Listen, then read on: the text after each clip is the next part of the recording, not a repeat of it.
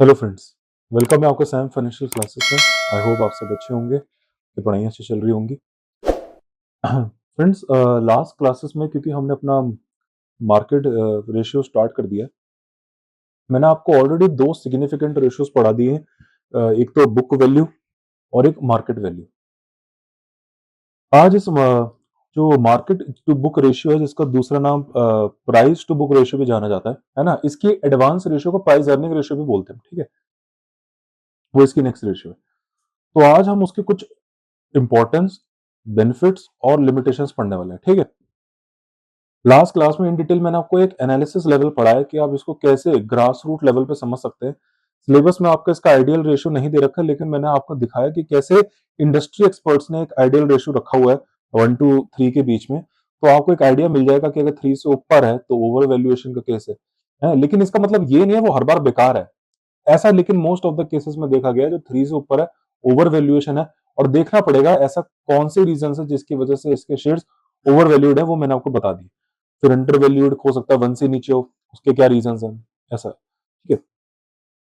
पहला है identifying under valued companies. देखिए ये जो पीबी रेशियो है, मतलब market to book value ratio है, इसका जो सबसे ज्यादा इंपॉर्टेंस है, हम इसको क्यों निकालते हैं। पहले ये मैंने आपको स्टार्टिंग में बोल दिया था, वैल्यूएशन का केस में हम इसको यूज करते हैं। अगर आपको किसी कंपनी की वैल्यूएशन करनी है, अब आपको पता है वैल्यूएशन तो इक्विटी से ही होती है ना। जितने उसके मालिकाना हक है, उसकी क्या वैल्यू है, वही तो कंपनी की वैल्यूएशन है। आपको पता चल गया कंपनी की ओनरशिप खरीदने के लिए इतने पैसे लगेंगे, तो वही तो उसकी वैल्यू है, क्योंकि उतने में है वो, आप उसको खरीद सकते हो। तो ये मार्केट टू बुक रेशियो मदद करती है, वैल्यू नहीं बताती। अरे फर्क है वैल्यू बताने में, ये वैल्यू नहीं बताती। वैल्यू तो बिजनेस के अलग तरीके से निकलते हैं, जैसे कैपिटल बस्टिंग टेक्निक हो गई, discounted cash flow analysis method हो गया, ये सब मेथड्स हैं वो तो वैल्यूएशन निकालने की। ये वैल्यू ये बताती है वो ओवर वैल्यूड है अंडर वैल्यू, बस ये इतना बताती है, वो भी शेयर्स का, ठीक है। चलिए, तो बताती है आइडेंटिफाइंग अंडर वैल्यूड कंपनीज। अच्छा, ओवर वैल्यूड भी बताती है, अंडर वैल्यूड भी बताती है। अभी मैंने अलग अलग करके लिख दिया, लेकिन ठीक है। कैसे? देखिए मैंने आपको बताया अंडर वैल्यूड का अगर केस है, मान के चलते हैं 1 से नीचे है, इसका मतलब 0.5 अपॉन 1 फॉर एग्जांपल है। इसका मतलब अकाउंट से अगर हम पूछें आपके शेयर्स की वैल्यू कितनी है, तो वो ये बोलेगा $1 है। लेकिन यही $1 का ये तो अकाउंट्स कह रहा है ऐसा, लेकिन क्या मार्केट ऐसा बोल रही है? मार्केट तो कह रही है नहीं नहीं, अगर आपको यही सेम शेयर कंपनी का खरीदना है तो आपको 50 सेंट में मिल जाएगा। अकाउंट्स को हम देख रहे हैं कि ये तो $1 कह रहा है, कम मार्केट कह रही है $0.5। इसका मतलब अकाउंट्स ने हमको, मार्केट ने हमको अंडर वैल्यू कर दिया। मार्केट ने हमको अंडर वैल्यू कर रखा है ना, और अकाउंट्स हमको ओवर वैल्यू करके चल रहा है। अकाउंट्स के हिसाब से तो शेयर की वैल्यू सिर्फ $1 है। मतलब अगर आपको शेयर होल्डर को पैसा देना है, तो आपको $1 उनको उनके शेयर के बदले देना है। लेकिन मार्केट में तो कोई भी अगर हमारा शेयर खरीदे, कोई भी शेयर होल्डर हमारा शेयर खरीदेगा, उसको तो सिर्फ 50 सेंट देने, मतलब हमको 50 सेंट मिल रहा है, लेकिन हम $1 दे रहे हैं लोगों को। तो इसका मतलब हम ही अंडर परफॉर्म कर रहे हैं, हमारा शेयर अंडर वैल्यूड हो रखा है। अब पता नहीं वो किस रीजन की वजह से हो रखा है। अब वो किस रीजन की वजह से हो रहा है, किस रीजन की वजह से नहीं हो रहा है, ये हमारा वैसा सब्जेक्ट नहीं है। बस वो इतना बता रहा है ये अंडर वैल्यूड हो रहा है, ठीक है। अब वो ये क्यों हो रहा है, वो एक सीएफए एनालिसिस्ट का काम है, आपका नहीं है। आपको तो ये डिसीजन लेना, अब हम ऐसे कौन से मेथड्स, ऐसे स्ट्रेटेजीज लगाए जिसकी वजह से हम इसको ठीक कर सके, दोबारा से आइडियल रेशियो के अंदर ले आए। लेकिन उसके लिए तो पहले हमको ये पता करना पड़ेगा अंडर है या ओवर है। तो ये अंडर है, मतलब अल्फा नेगेटिव में चल रहा है, ठीक है। चलिए, वैसे अगर आपको थोड़े बहुत रीजन जाननी है, तो एक तो इसका रीजन यही है। देखिए बहुत ही सिंपल रीजन है, आपके जो मार्केट में सेलर्स हैं वो बहुत ज्यादा बढ़ गए हैं, है ना, और बायर कम है। इसका मतलब शेयर होल्डर्स हैं, वो अपनी जो पोजीशन है वो स्क्वायर ऑफ करना चाहते हैं। इसका मतलब वो अपनी जो मार्केट में उनके पास जो शेयर पड़े हैं, वो उसको बेचना चाहते हैं। तो सेलर्स बहुत ज्यादा इंक्रीज हो गए, लेकिन खरीदना कोई नहीं चाहता। तो इसका रीजन क्या है? बेच बहुत रहे हैं लेकिन खरीद कोई नहीं रहा। इसका मतलब डिमांड ही नहीं है आपके शेयर की। सेलर बहुत है, सप्लायर बहुत है, लेकिन डिमांड नहीं है। इसका रीजन ये हो सकता है मार्केट हाइप। अब मैंने आपको पहले ही पढ़ाया, मार्केट हाइप दो टाइप की हो सकती है, एक तो पॉजिटिव और एक नेगेटिव। जरूरी नहीं है पॉजिटिव ही हो, नेगेटिव भी तो हो सकती है। जैसे ये कंपनी बैंकरप्ट होने वाली है ना। अब बैंकरप्ट होने वाली है, एक नेगेटिव हाइप है। इससे क्या होगा, मार्केट में जब ये न्यूज फैलेगी तो शेयर होल्डर घबरा जाएंगे कि भाई साहब ये तो बैंकरप्ट होने वाली है, मतलब हमारी जो होल्डिंग्स है इसके अंदर जो पैसा है, इक्विटी वाले तो पता है आपको, उसके अंदर तो सबसे ज्यादा हाईएस्ट रिस्क होता है, क्योंकि लिक्विडेशन चेन में वो सबसे लास्ट में होते हैं। सबसे पहले डेट को पैसा दिया जाता है, फिर कुछ बच गया तो बाकियों को, क्रेडिटर्स वगैरह को, फिर जो बच गया उसमें प्रेफरेंस वालों को, लास्ट में इक्विटी वाले, कॉमन स्टॉक वाले, वो तो सबसे पहले डरते हैं। उन्होंने कहा भाई साहब ये अगर लिक्विडेट हो गई, बहुत ज्यादा चांसेस है हमको पैसा नहीं मिलेगा। तो वो क्या करेंगे, अपनी पोजीशन निकाल लेंगे, स्क्वायर ऑफ कर लेंगे, है ना। लिक्विडेट कर लेंगे, तो इससे क्या होगा, मार्केट में शेयर्स की सप्लाई बढ़ जाएगी, लेकिन खरीदने वाला कोई नहीं है। कौन ही खरीदेगा भाई साहब, यहाँ तो बेच रहे हैं, खरीद कौन रहा है? कि यहाँ पे कंपनी की न्यूज ऐसी आ गई है बैंकरप्ट होने वाली है, तो खरीदेगा तो वैसे भी कोई नहीं ऐसे शेयर के। इस रीजन से अंडर वैल्यूएशन हो जाती है। ये तो एक वन ऑफ द रीजन है, असली रीजन तो भाई आपको पता करना पड़ेगा क्या है। मैं आपको रीजन बता रहा हूँ, ये रीजन हो सकते हैं। ठीक है, दूसरा रीजन ये हो सकता है कि इंट्यूटिव ट्रेडिंग है ना, जिसे हम इमोशनल ट्रेडिंग के नाम से भी जानते हैं, गट ट्रेडिंग। इसका मतलब जैसे हम फाइनेंस की दुनिया में पिग बोलते हैं, जो एनिमल है ना, जैसे बुल हो गया, बियर हो गया, पिग। स्पेकुलेटिव ट्रेडिंग चली है, मतलब ऐसा लग रहा है भाई साहब, अब ये पड़ोसी, अगर इस पड़ोसी ने यहाँ पे इन्वेस्ट कर दिया शेयर के अंदर, तो ये अच्छा ही होगा, मैं भी कर देता हूँ। मतलब आपने कोई क्वांटिटेटिव मेथड्स यूज नहीं करे, स्टैटिस्टिकल टूल यूज नहीं करे, बस दूसरे ने जो बस लगा दिया भीड़, जो जहां भीड़ जा रही है आप भी वहीं चले गए। ठीक है, इसे कहते हैं इमोशनल ट्रेडिंग यूज करना। ठीक है, इन सब चीजों की वजह से भी क्या होगा, नीचे जा सकती है मार्केट। तो अंडर, ये आपको ये बताती है अंडर वैल्यूएशन। अच्छा, अब लेकिन पोटेंशियल हो सकता है। देखिए अकाउंट्स क्या है, अकाउंट्स क्या कह रही है, एक बैकडोर है, मैं आपको बता देता हूं यहाँ पे एक बैकडोर का चांस। अच्छा, बैकडोर कौन सा, पोटेंशियल ग्रोथ का। देखिए कंपनी का शेयर अंडर वैल्यू है, इसका मतलब ये बिल्कुल नहीं है वो कंपनी खत्म हो जाएगी, डूबने वाली, ऐसा नहीं है। यहाँ पे पोटेंशियल फिर भी है। क्यों? अकाउंट्स ने तो अंडर वैल्यू नहीं करा ना, मार्केट अंडर वैल्यू कर रही है। तो बेटा मार्केट तो हाथ की चीज है, मार्केट तो हाथ की चीज है। यहाँ पे आप मार्केट को कैसे भी कंट्रोल कर सकते हो। मैंने आपको बोला ना, अकाउंट्स फिर भी मुश्किल है, क्योंकि अकाउंट्स नॉन मॉनिटरी फैक्टर को कंसिडर नहीं करता। आपको पता है वो तो सिर्फ मॉनिटरी या अकाउंटिंग चीजों को चेंज इंक्लूड करता है। जैसे आपने शेयर रीपरचेज कर लिए, तो हाँ वहां पे चेंज आ जाएगा कॉमन स्टॉक के अंदर। आपने शेयर इश्यू कर दिए तो चेंजेस आ जाएंगे, रिटेन अर्निंग्स कम हो गई, एक्यूमुलेटेड लॉस बढ़ गए, तो ये सब मामले चेंज हो जाएंगे। मतलब अकाउंट से रिलेटेड वो हिल जाएगा। लेकिन मार्केट में तो आपको पता है नॉन मॉनिटरी फैक्टर चीजें भी मार्केट को बदल देती हैं, जैसे मैंने आपको बताया मार्केट डाइव, इमोशनल ट्रेडिंग, ये सब। तो आप अगर अपने पे काम करो, ऐसा इन्वेस्टर्स को अगर आप दिखा दो कि हम ग्रोथ पे जाने वाले हैं, उनको अपना पोटेंशियल दिखा दो, अपने पास फाइनेंशियल परफॉर्मेंस दिखा दो, तो उससे हो सकता है जो उनका साइकोलॉजी है इन्वेस्टर्स की वो चेंज हो जाए। तो आपकी मार्केट हाइप जो पहले नेगेटिव है वो पॉजिटिव में बदल जाए। तो उसको चेंज करी जा सकती है, लेकिन इसमें आपको थोड़ी मेहनत करनी पड़ेगी। ठीक है, तो पोटेंशियल है, कैसे पोटेंशियल है? अरे भाई साहब, अकाउंट्स ने तो $1 बोला है ना, नो डाउट।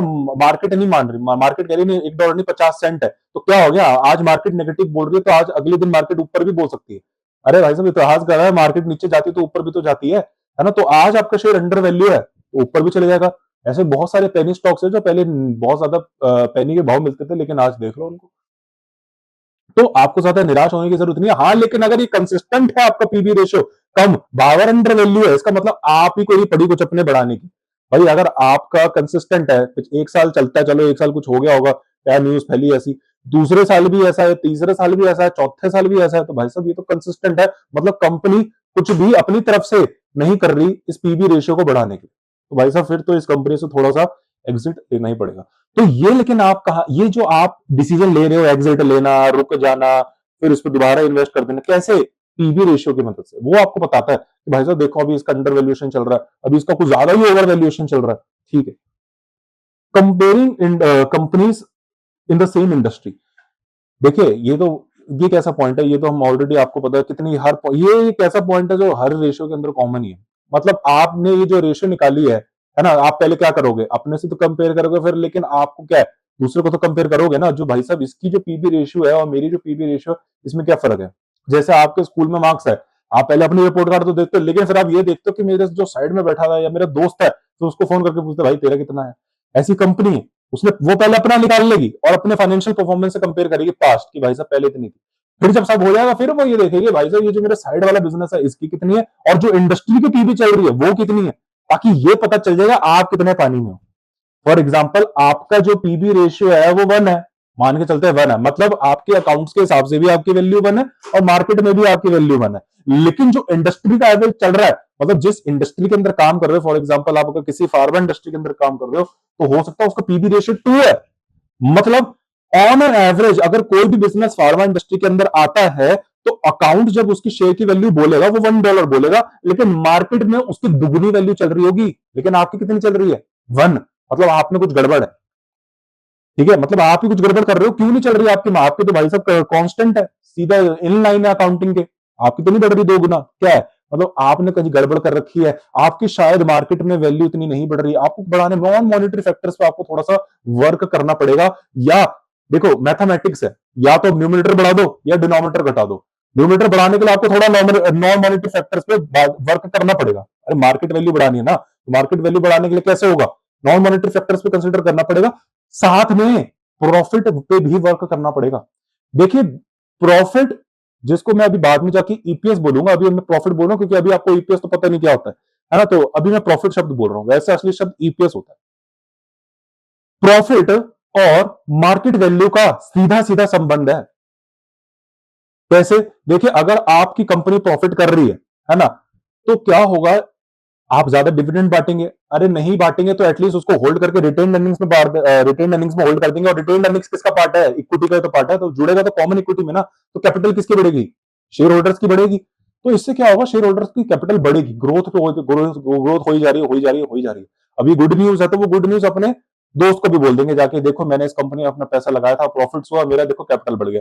तो वो भी बोलेंगे यार हम तो ऐसी 3-4% सेविंग्स में पैसा लगा रहे हैं, ये देखो कंपनी में पैसा लगा रहे हैं, इसका कैपिटल बढ़े जा रहा है, हम भी लगा देते। तो वो भी अपना पैसा वहां से एग्जिट लेंगे, जहां पे उन्होंने अपना वो सस्ती जगह पे डाल रखा है, वहां से उठाएंगे और इस कंपनी के अंदर डाल देंगे। लेकिन कंपनी में डालने के लिए उनको कंपनी में शेयर्स खरीदना पड़ेंगे। अब आपको पता है कंपनी ने तो लिमिटेड शेयर निकाल रहे हैं मार्केट में, है ना, ऐसे थोड़ी ना जो जो आ रहा है उसके लिए शेयर इशू कर रही है, जितने मार्केट में घूम रहे हैं उतने ही आप खरीद पाओगे। तो सप्लाई लिमिटेड है लेकिन खरीदने वाले बहुत आ गए, क्योंकि आपको पता है गुड न्यूज तो एक सेकंड में फैल जाएगी कि भाई साहब ये तो बहुत ज्यादा बढ़िया कंपनी है, आजकल के टाइम पे इतना बढ़िया कैपिटल ग्रोथ कर रही है। तो सप्लाई कम है, डिमांड ज्यादा है, तो क्या होगा, मार्केट प्राइस ऊपर चली जाएगी। सप्लाई कम है, डिमांड बहुत ज्यादा है, खरीदने वाले बहुत है लेकिन खरीदने वाले बहुत ज्यादा है, बेचने वाले बहुत कम है, तो market price of the share will increase. इसकी वजह से आपकी क्या वेल्थ मैक्सिमाइज हो गई, नहीं हो गई, हो गई। तो यही मैं आपको यहां पे बताना चाहता था। अब ये जो मैं कंपैरिजन पर्पस लेकिन आपको बोल रहा हूं, ये विद इन सेम इंडस्ट्री कर सकते हो, ये मुझे आपको बताने की जरूरत नहीं है। मैंने आपको ऑलरेडी बोला मैनेजमेंट अकाउंटिंग की दुनिया के अंदर स्टैंडर्डाइजेशन बहुत ज्यादा मैटर करती है। एक फार्मा इंडस्ट्री अपनी पीबी रेशियो को अगर किसी रबर इंडस्ट्री की पीबी रेशियो से कंपेयर कर रहा है तो इररेलेवेंट है। वो इससे क्या दिखाना चाहता है, वो दिखाना भी क्या चाहता है, सोचो रबर इंडस्ट्री की अगर कम है और फार्मा इंडस्ट्री की ज्यादा है, तो वो ये कह रहा है देखो मेरी बहुत अच्छी है, रबर इंडस्ट्री वाले नॉन प्रॉफिटेबल है, उनकी वेल्थ मैक्सिमाइज नहीं होगी, देखो अंडर वैल्यू चल रहा है उनका।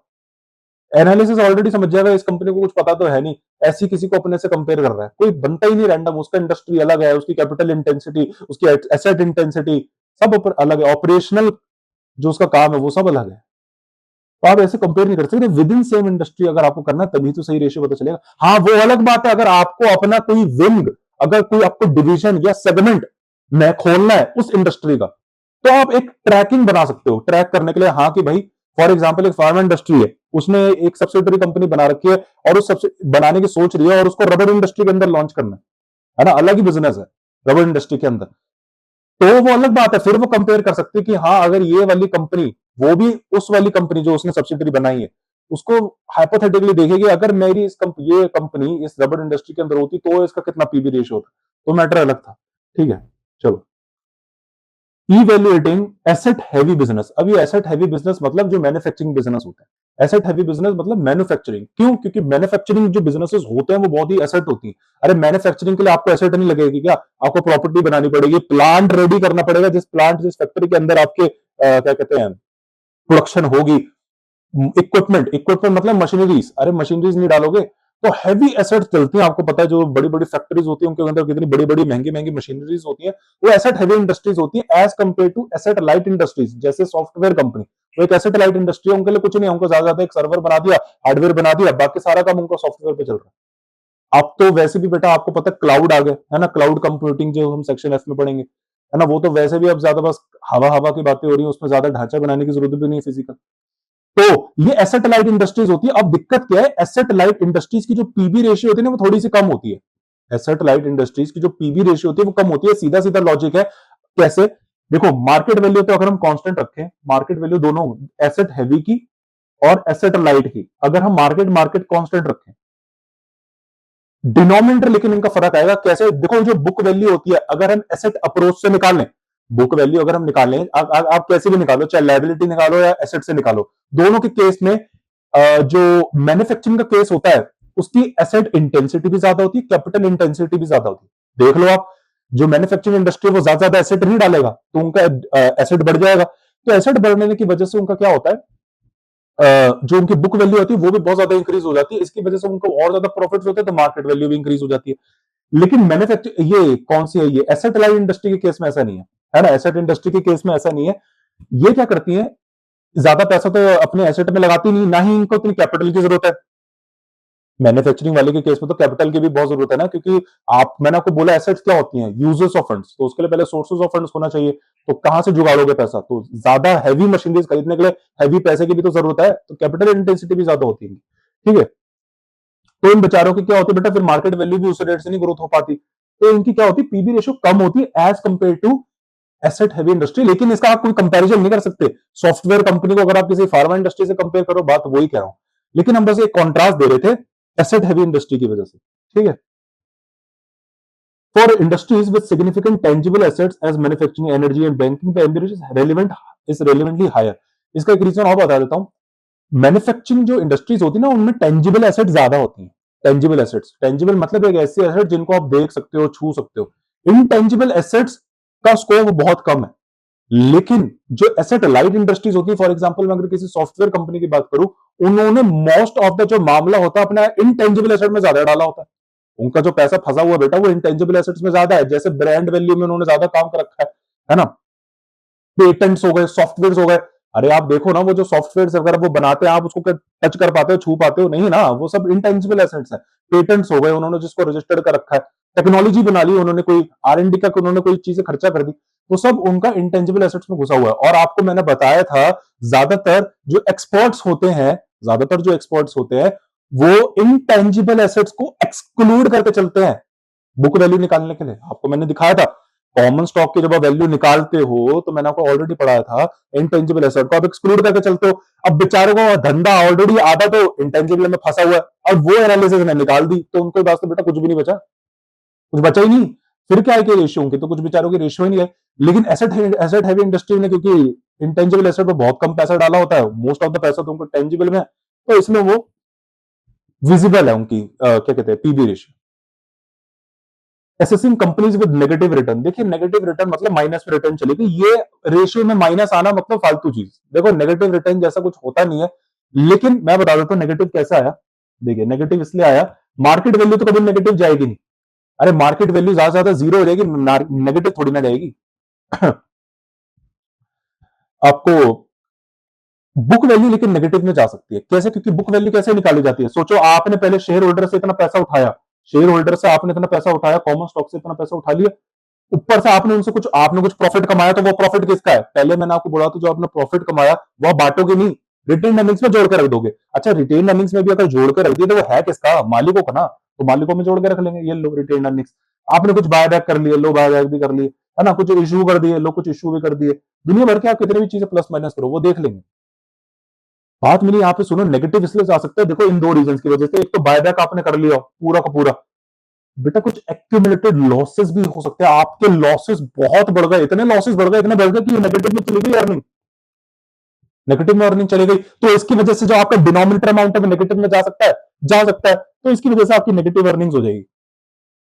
तो ये आपको नेगेटिव अर्निंग्स बताने में भी मदद करता है, बताने में मदद करेगा, या तो मैथमेटिक्स इन्वॉल्व है, अरे क्रेडिट तो उसको देना पड़ेगा ना, क्योंकि रेशियो इसकी है, ये तो मैथमेटिक्स है, अगर डिनोमिनेटर अमाउंट माइनस आ गया, तो आपका जो कोएफिशिएंट है वो भी माइनस में आएगा, ठीक है। चलो कहां चला गया ये, unlike the metric like price to earning, अभी ये अगली रेशियो, ये आपको ध्यान में देनी, the MB ratio remains useful even for the company has negative return since the book value is based on the asset and liability. अब asset minus liability करके हो सकता है आपका आंसर नेगेटिव में आ जाए, ठीक है। It provides a stable valuation metric for companies experiencing temporary financial difficulties, ठीक है। हो सकता है अभी टेम्परेरी, क्योंकि मैंने बोला ना अभी लॉस में आ गई, अब लॉस में हो सकता है कुछ इसका ऑपरेशनल डाउन टाउन हो गया है ना, उसकी वजह से वो लॉस में आ गई। लेकिन देखिए ये बस देखो लिखने वाली बातें हैं, लेकिन अगर रिटर्न नेगेटिव में आ रहा है, तो ये रेशियो यूजलेस है। अगर आंसर ही नेगेटिव में आ रहा है, तो फिर आप क्या बताना चाहते हो, मैंने आपको बताया इस रेशियो का जो मेन पर्पज है वो है वैल्यूएशन। अब आंसर ही माइनस में आ गया, तो आप क्या ही बताना चाहोगे, ये तो वन से भी नीचे चली गई, तो माइनस में, जीरो भी नहीं, अब तो माइनस में आंसर आ गया, तो भाई साहब ये काय का, आप क्या ही करना चाहते हो कि आंसर माइनस में आ रहा है, लेकिन फिर भी थोड़ी बहुत वैल्यू मार्केट में बच रही है, इससे तो हम कुछ निकाल ही नहीं सकते, ठीक है। आपको पता है फालतू का बस एक इंटर वैल्यूएशन चल रहा है, चलिए, तो ये यूजलेस है, इससे कुछ आप प्रूव नहीं कर सकते, ठीक है। लेकिन लिखने को बस हम लिख सकते हैं, क्योंकि कुछ पता तो चला कि भाई साहब नेगेटिव रिटर्न है, ठीक है। तो इसलिए यहाँ पे लिखा हुआ है, लेकिन actually real point of view से आप इसको इग्नोर करोगे, क्योंकि आप क्या ही निकालोगे इसमें, कुछ निष्कर्ष तो, कंक्लूजन तो निकल सकता नहीं, ठीक है। Simplicity and use of use, the MB ratio is straightforward to calculate and easy to interrupt necessary data. Market capitalization, ये मैंने आपको ऑलरेडी बता दिया, एक्स्ट्रा ही बताया कि भाई दो टाइप ऑफ मार्केट कैपिटलाइजेशन है, फ्री फ्लोट और टोटल, ठीक है। And book value is readily available in the companies financial statement, ये सब आपको फाइनेंशियल स्टेटमेंट के अंदर मिल जाएगा, making it popular starting point for both invoice and novice, है ना, एंड एक्सपीरियंस इन्वेस्टर। नोविस मतलब जो अभी सीधे, अभी जो बिगिनर है, जो अभी अभी आए, ठीक है, और एक्सपीरियंस मतलब जो सीजनड है, कर रहे हैं ऑलरेडी, ठीक है। सिंपलिसिटी और यूज ऑफ समझ में आया? अरे इसके लिए मतलब आपको कुछ करना नहीं है, गूगल करो, मार्केट वैल्यू पता चल जाएगी। अकाउंट बुक वैल्यू जाननी है, किसी भी कंपनी की फाइनेंशियल स्टेटमेंट उठाओ, आप खुद ही कर सकते हो। आप किसी भी कंपनी वेबसाइट पे जाओ जो पब्लिकली ट्रेडेड है, उसकी फाइनेंशियल स्टेटमेंट निकालो, कुछ मत निकालना, आपको बस एक वो निकालना है, कॉमन स्टॉक, उसकी वैल्यू आपको आती है, कैसे बुक वैल्यू ऑफ शेयर आती है ना, कैसे निकालते हैं, बुक वैल्यू आपने शेयर निकाल ली, गूगल मार्केट वैल्यू जानने के लिए तो आपको गूगल करना है, डिनोमिनेटर में उसका फिट करो, न्यूमिनेटर में उसको फिट करो, आंसर आ जाएगा। तो सिंपलिसिटी है, कुछ भी टेंशन नहीं है इसमें, आज के केस में कह रहा हूं, ठीक है। Limitation of market to book ratio, इसकी कुछ लिमिटेशंस भी है, हाँ इसकी कुछ लिमिटेशन है, तभी एक नया रेशियो निकाली गई, advance ratio, price earning ratio, ये है PB ratio, price to book ratio. एक और है प्राइस टू अर्निंग रेशियो, इसके अगली है वो, क्योंकि इसके अंदर कुछ लिमिटेशंस थी, इसलिए वो नहीं बनाई, इसलिए वो वाली बनाई गई, लेकिन इसका मतलब ये नहीं है इसकी लिमिटेशन है तो इसको गेट आउट ही कर दिया। आज भी ये बहुत ही इंपॉर्टेंट मेट्रिक है for valuation purposes among investors and share holders. देखिए, अगर आपको किसी कंपनी को खरीदना है ना, अगर कोई कंपनी दूसरी कंपनी को खरीदना है या मर्जर होना है, तो भी आज भी ये रेशियो यूज करी जाती है, ठीक है। चलिए, इसका लॉजिक मैं आपको ऑलरेडी बता चुका हूं, ठीक है। इग्नोर इंटेंजिबल एसेट, अब ये मैंने आपको बता दिया था, ये रेशियो इंटेंजिबल एसेट्स को इग्नोर करती है, ठीक है। लेकिन सिर्फ और सिर्फ जिन्होंने अपना पैसा ज्यादा एसेट, इंटेंजिबल एसेट में नहीं डाला। देखो, फॉर एग्जांपल अगर मैं मैन्युफैक्चरिंग की बात करूं ना, ये पॉइंट ऑफ व्यू की बात है, ये जो लिमिटेशन है ये just a point of view है। मतलब अगर कोई मैन्युफैक्चरिंग इंडस्ट्री है, तो मैंने आपको बोला वो क्योंकि टेंजिबल एसेट में ज्यादा पैसा लगाती है, उसका इंटेंजिबल में कम पैसा, तो वो इग्नोर कर सकती है इंटेंजिबल एसेट को अपनी रेशियो में ना इंक्लूड करना। लेकिन अगर यही मैं अगर किसी सॉफ्टवेयर इंडस्ट्री की बात करूं, आपको मैंने बोला उसका कोई फिजिकल स्ट्रक्चर ज्यादा तो होता नहीं, है ना, और आजकल के टाइम में तो वैसे ही फिजिकल स्ट्रक्चर कम हो गया, तो उसने ज्यादा तो अपना पैसा जो है पेटेंट गुडविल वगैरह बना के सब तो उसने ब्रांड रिकॉग्निशन में डाल दिया, मतलब इंटेंजिबल एसेट में डाल दिया। तो वो अगर इसको इग्नोर करे, उसके लिए तो फिर मार्केट टू बुक रेशियो कुछ है ही नहीं, तो वो इग्नोर नहीं कर सकता, ठीक है। तो इस रेशियो, यहां मैंने लिमिटेशन जरूर लिखा है कि इग्नोर इंटेंजिबल एसेट, लेकिन इसका मतलब ये नहीं है आप ये लिमिटेशन हर जगह चला दो, मतलब सॉफ्टवेयर इंडस्ट्री में चला दो, एसेट इंडस्ट्री चला दो, सर्विस इंडस्ट्री में भी चला दो, नहीं। जिन्होंने अपना पैसा एसेट उसमें डाला हुआ इंटेंजिबल, उनके लिए लिमिटेशन नहीं है, वो तो उसको इंक्लूड करेंगे ना भाई साहब। चलिए, the book value is based on the historical accounting values and often excludes intangible assets like brand recognition, intellectual property, goodwill, ठीक है। In today's economy, many companies, especially in technology and service sectors, have a significant portion of their value tied up in the intangible asset। देखा, अब यहाँ पे क्या है, जो software industries है, मैंने आपको बोला उन्होंने ऑलरेडी अपना पैसा यहाँ पे डाला हुआ है, तो उसको वो इग्नोर नहीं कर सकते, ठीक है। चलिए, वेरिंग अकाउंटिंग स्टैंडर्ड्स, अब देखिए क्या है, मैं हमारा जो ये कोर्स है ये यूएस का कोर्स है, तो यहाँ पे बट ऑब्वियसली जो स्टैंडर्ड चल रहा है वो यूएस का, कौन सा, यूएस गैप, है ना।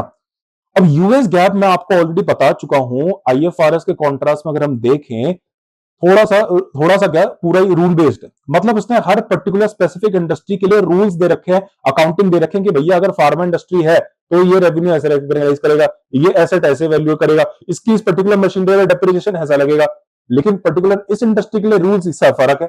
लेकिन आईएफआरएस ने क्या रखे हैं, एक जनरल प्रिंसिपल दे दिया कि भाई साहब आप अपने हिसाब से समझ के लगा लेना, ठीक है, ऐसा दे रखा है, तो वहां पे रूल है फ्लेक्सिबिलिटी का, किधर, आईएफआरएस में, लेकिन यूएस गैप में नहीं। तो इसकी वजह से क्या होता है, एसेट के तरीके, वैल्यूएशन के तरीके अलग अलग हो सकते हैं। फॉर एग्जाम्पल, अगर एक फार्मा इंडस्ट्री है, वो जैसे जिस तरीके से एसेट को दिखा रहा है, कैपिटल को वैल्यू कर रहा है, वो हो सकता है फर्क हो उसकी पड़ोसी कंपनी के, क्योंकि वो उसके लिए कुछ रूल्स अलग हो सकते हैं, यूएस गैप में अलग अलग रखे हुए हैं ना। या रबर इंडस्ट्री की बात करते हैं, उसके लिए रूल्स अलग अलग है। या मैं आपको बात बताता हूं, अगर एक कंपनी यूएस में है, फार्मा इंडस्ट्री है, लेकिन वो अपने आप को कंपेयर करना चाहती है किधर, आईएफआरएस से, जो यूरोप में एक फार्मा इंडस्ट्री है, अब दिक्कत क्या है, जो यूएस में फार्मा कंपनी है और एक यूएस में जो एक फार्मा कंपनी और एक यूरोप में फार्मा कंपनी है, दोनों सेम इंडस्ट्री, लेकिन फर्क क्या है, डिफरेंस इन अकाउंटिंग स्टैंडर्ड है। यूरोप में चल रहा है आईएफआरएस, यूएस में चल रहा है यूएस गैप। अब यूएस गैप है रूल बेस्ड, आईएफआरएस है प्रिंसिपल बेस्ड, फ्लेक्सिबिलिटी यहां पे है यूरोप में।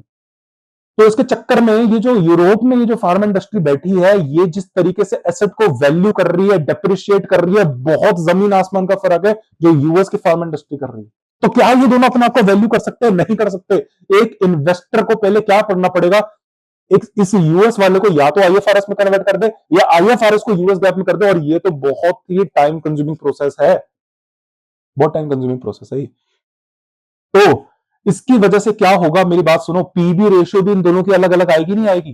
तो अगर एक डोमेस्टिक फर्म अगर किसी को इंटरनेशनल फर्म से कंपेयर कर रही है, आपके मन में तो पहले ये डाउट आएगा, सर आप कर ही क्यों रहे हो? पहली बात, अरे यूएस वाला अच्छा भला जब यूएस में ऑपरेशन कर रहा है, वो अपने आप को आईएफआरएस से क्यों करेगा? क्योंकि हो सकता है उसके कुछ ऑपरेशंस, जो उसके क्लाइंट्स हैं, जो उसके सप्लायर्स हैं, हो सकता है वो कहां बैठे हो, यूरोप में बैठे हो।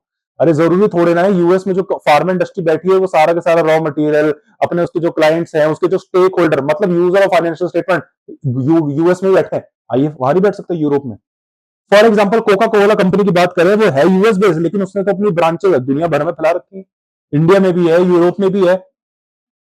तो अगर एक बिजनेस यूएस गैप में, एक यूएस में बैठा है और वो ये देखना चाहता है अगर मुझे यूरोप में अपना बिजनेस डालना है, तो वहां मुझे आईएफआरएस बनाना पड़ेगा। तो उस आईएफ अब जब यूरोप में डालना है और आईएफआरएस फॉलो करना पड़ेगा, तो बेस्ट कॉम्पिटिटर यूरोप में अभी ये इंडस्ट्री है, तो वो उससे अपना को कंपेयर नहीं करेगी क्या? करना पड़ेगा, इसलिए वो ये रेशियो निकालती है। ठीक है, ऐसे इसका मतलब ये थोड़ी ना कि वो यूएस में बैठे और आईएफआरएस वाले से कंपेयर कर रही है, ऐसा नहीं होता। वो इसलिए कर रही है क्योंकि हो सकता है उसका फ्यूचर प्लानिंग ये हो कि वो उसको यूरोप में बिजनेस डालना है, या उसके मेन जो स्टेक होल्डर है, हो सकता है बैंक से उसने यूरोपियन बैंक से लोन ले रखा हो, तो आपको पता है यूजर ऑफ फाइनेंशियल स्टेटमेंट तो उसकी मांगेंगे, तो उसके हिसाब से लोन फाइनेंशियल स्टेटमेंट बनानी, बहुत सारे फैक्टर हो सकते हैं। तो इसकी वजह से पीबी रेशियो डिफरेंट आ जाएगी, लिखे है ना। तो एक ये लिमिटेशन है, अब ये लिमिटेशन हम कुछ कर नहीं सकते, ये लिमिटेशन रहेगी, इसमें आप कुछ भी नहीं कर सकते, इसमें बस आप यही कर सकते हो, या तो अब यूएस गैप को आईएफआरएस में कन्वर्ट करके दिखा दो, लेकिन अब उसमें यही आप दिखा भी नहीं सकते डिस्प्ले पर्पस, क्यों? क्योंकि यूएस का रूल ये है कि जितनी भी कंपनीज है यूएस के अंदर डोमेस्टिक, उनको फाइनेंशियल स्टेटमेंट्स अपनी यूएस गैप के हिसाब से बनानी है। हाँ, ये बात अलग है कि फॉरेन कंपनीज को थोड़ी सी रियायत दे दी गई है यूएस गैप के अकॉर्डिंग, वो आईएफआरएस के हिसाब से बनाई सकती है। ठीक है, चलो, historical versus market value. Historical मतलब देखिए, जो न्यूमरेटर वाला अमाउंट है, अब ऊपर देखो ना, स्टैंडर्डाइजेशन नहीं है बेटा, नीचे जो है वो बुक वैल्यू है, मतलब हिस्टोरिकल वैल्यू है। अरे फॉर्मूला क्या है पीबी रेशियो का?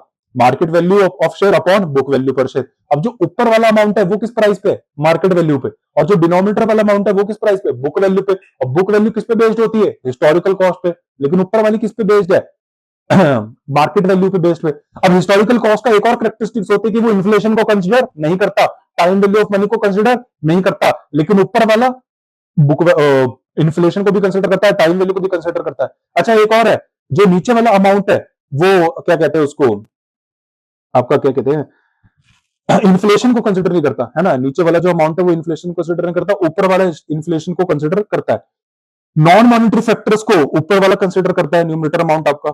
आपका जो मार्केट वैल्यू है वो नॉन मॉनिटरी फैक्टर्स को भी तो कंसीडर करता है, जैसे मार्केट हाइप हो गया, इंटर की जो क्या कहते हैं उसको, इंट्यूटिव ट्रेडिंग हो गई, आपकी न्यूज हो गई, कोई भी अगर न्यूज आती है तो उसकी नॉन मॉनिटरी फैक्टर्स की वजह से, political factors, technological changes factor अगर कुछ हो गए, ये सारे सारे फैक्टर्स आपको आपके मार्केट फैक्टर्स को अफेक्ट कर सकते हैं। जैसे अगर आपको पता होगा, पहले चलता था पेस्ट एनालिसिस।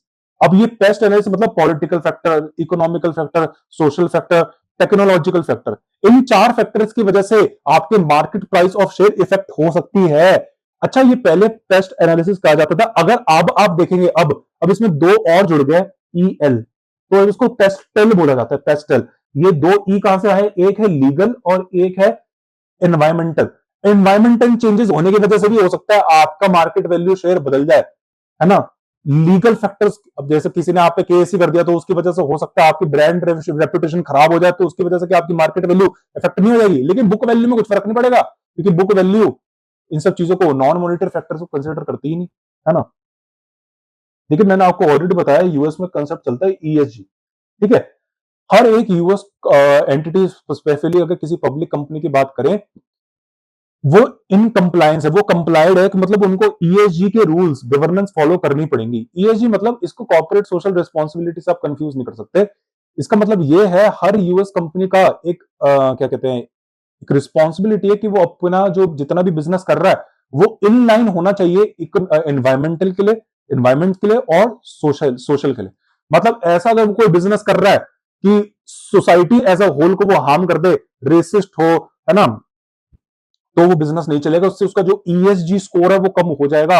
अब यूएस ने सिस्टम क्या बना रखा है कि अगर आपका ईएसजी स्कोर कम हो जाएगा, इसको आप कुछ ऐसा समझ सकते हैं जैसे क्रेडिट स्कोर हो गया। अगर इंडिया में आपको क्रेडिट स्कोर पूरी दुनिया में ही चलता है, जैसे इंडिया में क्रेडिट स्कोर गवर्न करा जाता है सिबिल से, है ना, तो अगर आपका इंडिया में क्रेडिट स्कोर सोचो कम है, तो आप अगर लोन लेने जाओगे तो आपको लोन नहीं मिलेगा। ठीक है, यूएस में अगर आपका क्रेडिट स्कोर कम है तो आपको यूएस में लोन नहीं मिलेगा, 7 साल तक के लिए वो डेटा मेंटेन करते हैं आपका।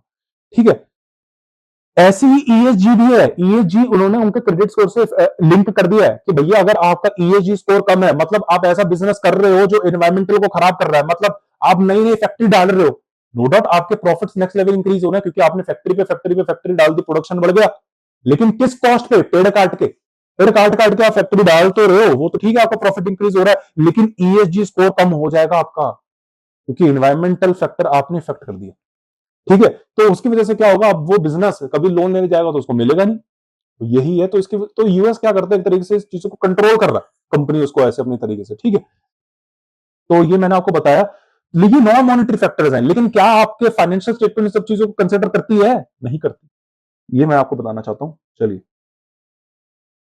Dozen account for future growth. देखिए, ये रेशियो जो है बैकवर्ड लुकिंग है, सीधी सीधी बात है, पीछे। अरे आप अगर बैकवर्ड, आप बोलोगे सर आपने कैसे बोल दिया बैकवर्ड लुकिंग है, मार्केट प्राइस नहीं रखा आपने ऊपर। अच्छा, मार्केट प्राइस मतलब बैकवर्ड है और मतलब फॉरवर्ड है? अरे मार्केट मतलब जो अभी प्राइस चल रहा है, करंट पे, वर्तमान में जो चल रहा है, ये फॉरवर्ड कैसे हो गया? आपको कैसे पता आगे क्या प्राइस चलेगा? नहीं पता ना। तो ऊपर वाला अमाउंट तो वैसे ही करंट है, और नीचे वाला अमाउंट तो आपको पता है वैसे ही हिस्टोरिकल कॉस्ट है। नीचे वाला अमाउंट बुक वैल्यू है ना, बुक वैल्यू हम किस पे रिकॉर्ड करते हैं? हिस्टोरिकल कॉस्ट पे। तो हिस्टोरिकल कॉस्ट तो वैल्यू भी पीछे वाला है, बैकवर्ड लुकिंग है। पता नहीं किस टाइम की एसेट जो अब आपने खरीदी थी उसको आप अभी भी दिखाए जा रहे हो, तो ये तो बैकवर्ड लुकिंग हो गई ना ये रेशियो।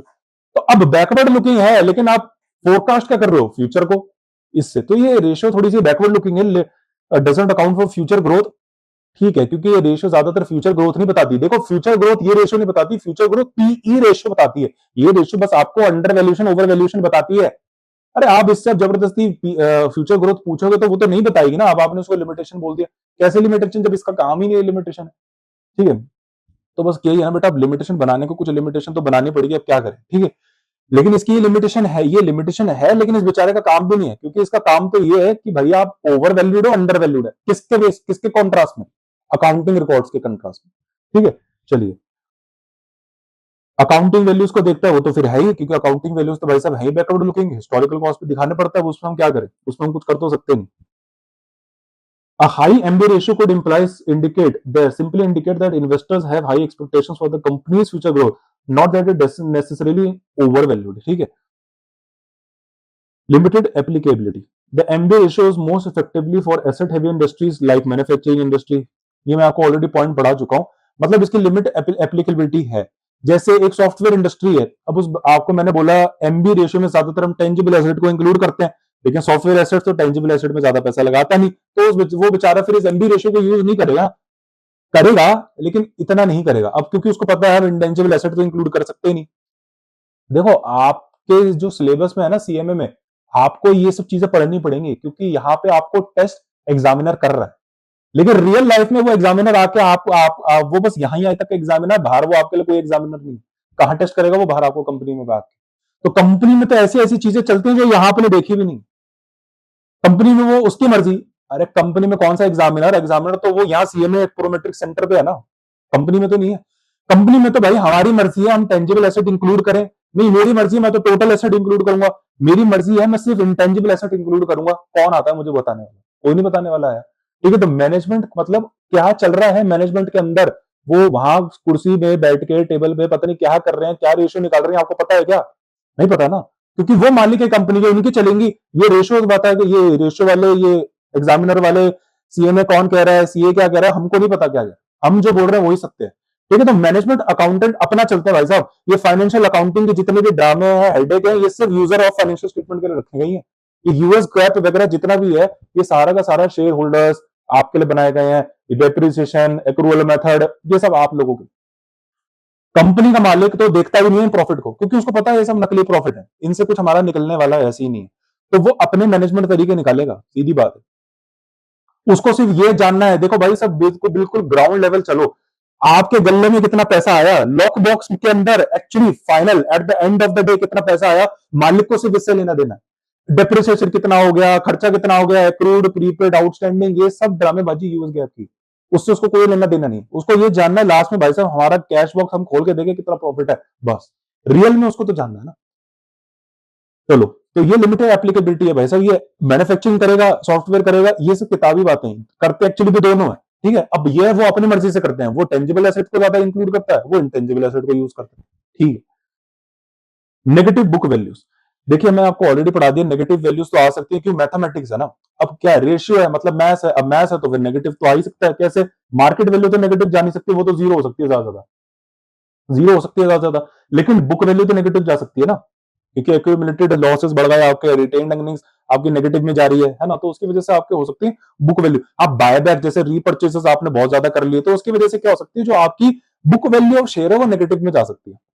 अब उसकी वजह से क्या होगा, तो आपका कोएफिशिएंट माइनस में चले जाएगा। तो इसकी रीजन की वजह से आपकी जो रेशियो माइनस में चली जाएगी। तो मैंने आपको ऑलरेडी बताया, जब रेशियो माइनस में चली जाएगी तो क्या इसका कोई यूज है, नहीं है ना, इसलिए इसकी लिमिटेशन है। लेकिन प्राइस अर्निंग रेशियो में ऐसा नहीं बेटा, प्राइस अर्निंग रेशियो में ऐसा नहीं होता। प्राइस अर्निंग रेशियो में अगर नेगेटिव जाता है तो इसका मतलब इट्स अ सीरियस थिंग। वहां पे ऐसा नहीं है ये माइनस में है तो हटाओ इस रेशियो को, दूसरी रेशियो लाओ। प्राइस अर्निंग रेशियो को आप हल्के में मत ले लेना बेटा, वो तो बहुत, मैं क्या ही बोलूं, आप ऐसा मान सकते हो एक सेंटर पॉइंट है फंडामेंटल एनालिसिस का। उसके बिना फंडामेंटल एनालिसिस है ही नहीं प्राइस अर्निंग रेशियो, क्योंकि इसके अंदर ये सब लिमिटेशंस थी। एनालिसिस ने देखा यार एक एडवांस रेशियो हमको बनानी पड़ेगी जो इन सब लिमिटेशंस को कंसिडर कर सके।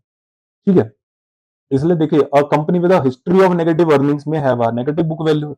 इन this case the MB ratio is rendered useless for the valuation purpose and other metric must be used. सीधी बात है, देखो नेगेटिव कोएफिशिएंट ही नेगेटिव में आ गया तो अब आप इससे क्या ही निकालना चाहोगे, कहानी खत्म हो गई बेटा। जीरो होता तो चलो ठीक था, चलो जीरो आ गया, पता चला कि हाँ भाई जीरो है ना। मतलब हमारे अकाउंटिंग रिकॉर्ड्स कह रहे हैं कि $1 है, लेकिन मार्केट वैल्यू में तो बेटा आप डॉलर छोड़ो, उसको सेंट भी नहीं देना चाहता आपके शेयर के। तो समझ में आता है, चलो इससे कुछ निकल के आ रहा है कि भाई मतलब हमारे अकाउंटिंग रिकॉर्ड झूठे हैं, नकली हैं। लोग तो असली वैल्यू तो असली बाहर जाके पता चली ना आपको, कोई दे ही नहीं रहा। लेकिन नेगेटिव से आप क्या निकालोगे, नेगेटिव से क्या निकालें, नेगेटिव मतलब मार्केट में फुल फुल वैल्यू लेकिन अकाउंटिंग रिकॉर्ड्स में माइनस में चल रही है, ये तो बेटा कुछ बात समझ में नहीं आई, ये तो कुछ ऐसा हो ही नहीं सकता। आपके बेटा घर में जो आपके अकाउंटिंग रिकॉर्ड्स हैं, आप उसमें नेगेटिव अर्निंग कमा रहे हो। नेगेटिव अर्निंग का मतलब पता है क्या होता है, अगर मैं इसको जोक के सेंस में बोलूं, यहां पे आपको शेयर होल्डर को पैसा नहीं देना, शेयर होल्डर बल्कि आपको पैसा देंगे इसके, ये तो नेगेटिव में बात चली गई। ऐसा तो होता नहीं बेटा, शेयर होल्डर ने आपको, आपसे शेयर खरीदे हैं तो उन्होंने आपको पैसा दिया, तो आपको कभी ना कभी तो लौटाना है ना। यहाँ पे क्या है, आपको दोबारा उनसे पैसा लेना है, ऐसा तो होता नहीं, इसलिए ये हाइपोथेटिकल सिचुएशन एग्जिस्ट ही नहीं करती। और मार्केट वैल्यू बढ़ी हुई है आपकी, नेगेटिव में अर्निंग जा रही है, लेकिन फिर भी मार्केट वैल्यू, ऐसा तो कभी हो ही नहीं सकता, इसलिए ये हाइपोथेटिकल है, होता ही नहीं, एग्जिस्ट ही नहीं करता। जैसे दुनिया में क्या है बेटा, जैसे 1/0 नॉन एग्जिस्टिंग है, ऐसे ये चीज भी एग्जिस्ट नहीं करती। ठीक है, कोई इससे एक यूजलेस डिसीजन निकलेगा, कोई फायदा नहीं।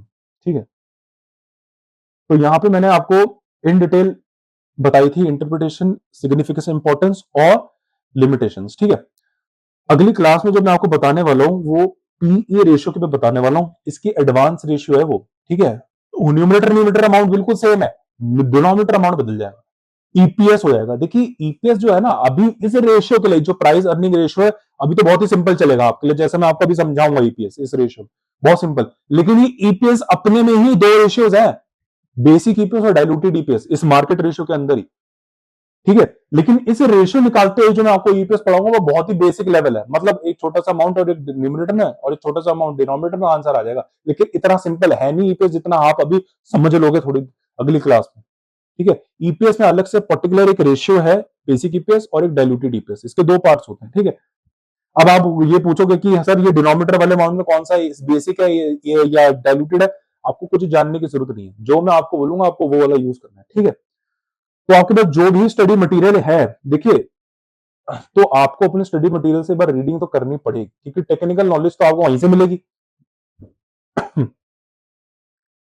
इसके बाद हमारा ये जो पीई रेशियो खत्म हो जाएगा, मैं आपको सीधा क्या है, मैं दूसरी रेशियो नहीं पढ़ाऊंगा, मैं आपको ईपीएस ही पढ़ा दूंगा, ठीक है, क्योंकि ईपीएस जैसा हमारा चल रहा है तो इन कंटिन्यूशन बेसिक ईपीएस पढ़ाऊंगा, फिर डायलूटेड ईपीएस नहीं पढ़ाऊंगा, वो सबसे लास्ट में पढ़ाऊंगा। इसका रीजन ये है क्योंकि डायलूटेड ईपीएस समझाने से पहले मुझे आपको पहले डिविडेंड यील्ड पढ़ाना पड़ेगा। डिविडेंड यील्ड भी दो टाइप के होते हैं, प्रेफरेंस वालों का कौन सा है, ये कॉमन स्टॉक वालों का है, इसलिए मुझे आपको इन हायरार्की चलना पड़ेगा। तो चैनल को सब्सक्राइब करिए, वीडियो को लाइक करिए, मिलते हैं आपसे नेक्स्ट क्लास में।